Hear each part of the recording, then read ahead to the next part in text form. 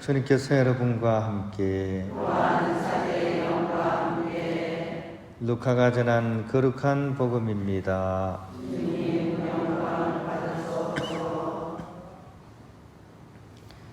엘리사벳은 해산 딸이 차서 아들을 낳았다. 이웃과 친척들은 주님께서 엘리사벳에게 큰 자비를 베푸셨다는 것을 듣고 그와 함께 기뻐하였다.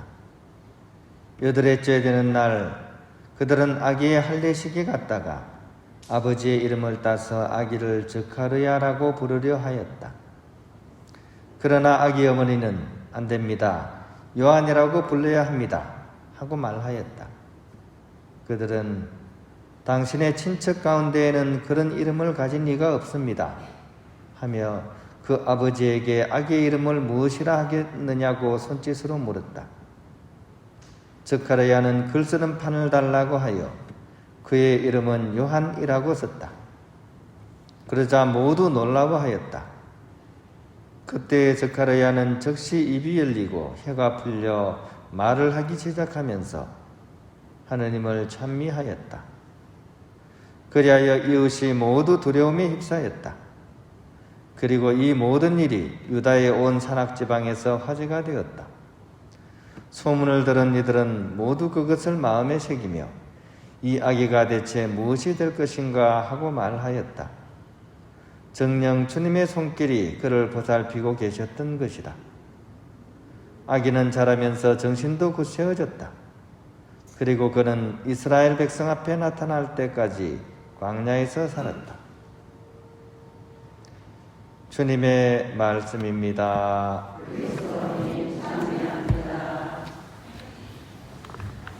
하늘입니다. 옛날에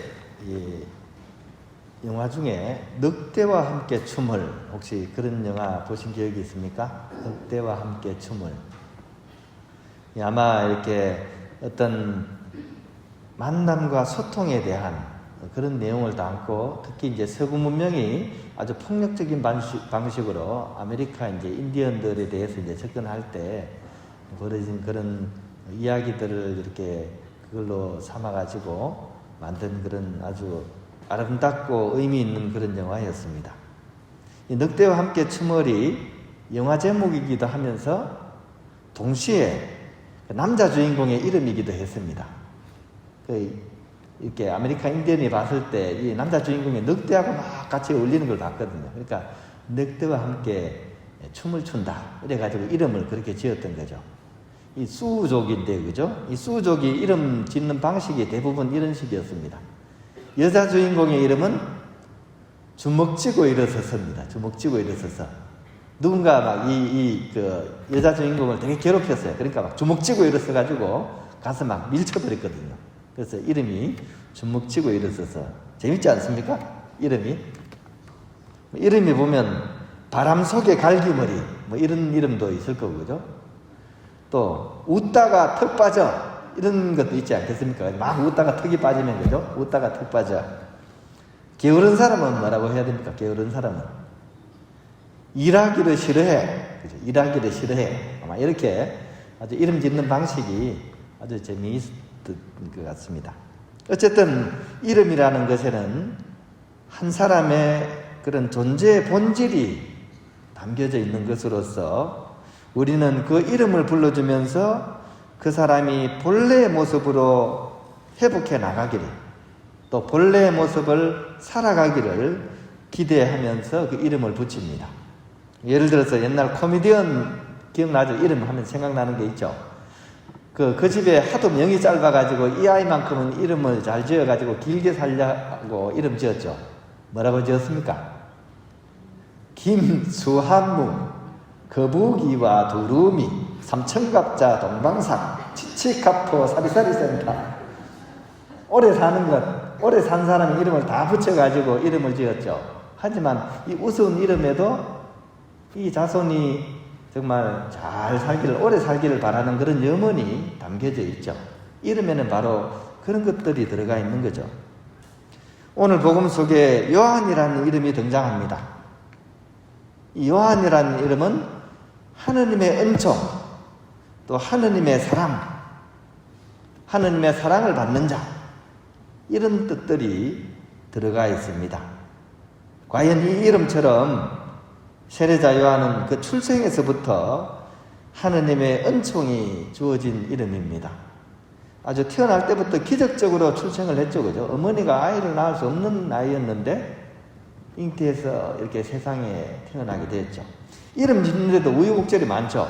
오늘 집안의 이름 따라 지으려고 하다가 이제 다른 사람들이 의아하게 여길 정도로 요한이라는 이름을 붙이는 그런 내용을 또 우리가 목격하게 됩니다.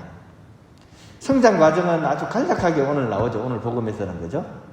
그냥 등장할 때까지 광야에서 살았다 이렇게 나오는데 이제 학자들이 이제 추정해 보면 뭐 명확한 건 아니죠. 아주 워낙에 고대 일이고 기록이 없다 보니까 이제 꿈난 공동체 비슷한 그런 음률 수도에서 아주 이렇게 수행 생활을 제대로 이렇게 하신 분으로 이렇게 추정을 합니다. 그리고 나서 하느님 체험을 크게 하신 후에 그때 비로소 이제 광야로 나가서 생활을 했다. 거기서 낙타 털옷을 입고 벌꿀을 먹으면서 살았다. 그러다가 이제 때가 되자 사람들에게 하느님 나라의 도래를 외치면서 그리스도가 이제 오시기 위해서 이제 준비하는 차원에서 세례를 이제 베풀기 시작했습니다. 이 놀라운 모습에 많은 사람들이 감동을 받았고, 그 흔히 하는 얘기로 전국구 스타가 되어버립니다. 이제 영향력이 점점 이제 세져가는 상황 속에서 이제 급기야 헤로데의 그런 부정을 바로잡기 위해서 올곧은 소리를 하다가 이제 헤로디아의 그런 음해로 인해서 어떻게 보면 순교하신 그런 예언자 중에 예언자, 예수님께서도 칭하시기를 하늘나라에서 가장 큰 인물로 여겨지는 그런 요한의 삶을 이렇게 살아가셨습니다.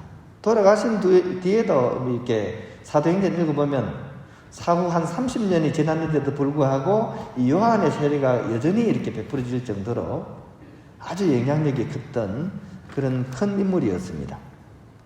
즉, 그 이름처럼 하느님의 은혜와 사랑이 실현된 인물인 것이죠. 자, 그러면 여러분의 이름은 어떻습니까? 여러분의 이름은 그 이름이 실현이 되고 있습니까? 내 이름을 가지고 한번 여러분들이 오늘 하루 한번 묵상하고 한번 성찰해 보시면 좋겠습니다. 해석을 잘해야 되거든요. 옛날 어르신들이 딸 놓다가 이제 마지막이다 해가지고 말숙이라고 이름 짓잖아요. 그죠? 그럼 이 이름을 어떻게 해석해야 됩니까? 끝장난 이름 말숙이로 해석해서 해서 안 되죠. 오히려 끝내주는 이름 말숙시로 해석을 해야 되는 거죠. 자기 이름 해석을 잘 할 수 있어야 됩니다. 게다가 우리는 이름이 몇 개입니까? 가톨릭 신자로서 이름이 2개죠. 이름 2개입니다. 그죠? 저는 종현이라는 세상의 이름과 가족 이름이죠. 그죠? 그 다음에 베네딕토라는 세례명이 있습니다. 이 2가지 이름을 해석을 잘해야 되죠. 그죠? 저는 종자가 마루종자입니다. 그러니까 종교할 때 종자입니다. 그러니까 종교인이 될 운명을 갖고 태어났나 봐요. 근데 해석은 어떻게 해야 돼요? 참 종교인이 되도록 살아가야 된다는 그런 해석이 붙어야 돼요. 베네딕트는요, 베네딕트. 축복받은 이런 이름입니다. 내가 과연 축복을 받았나 이렇게 생각을 해봅니다. 축복받은 것 같아요. 제 능력에 비해서 과분하게 주위 상황들이 좋은 것 같아요. 축복받은 거예요. 하지만 더 중요한 것은 축복을 나누는 삶, 다른 사람들에게 축복이 되어주는 삶을 살아가야 된다 하는 그런 의미가 담겨져 있는 거죠. 여러분들도 오늘 하루 여러분의 이름과 세례명을 통해서 여러분들이 살아가야 될 그런 삶의 나날들을 한번 이렇게 굽어보시면 좋겠습니다.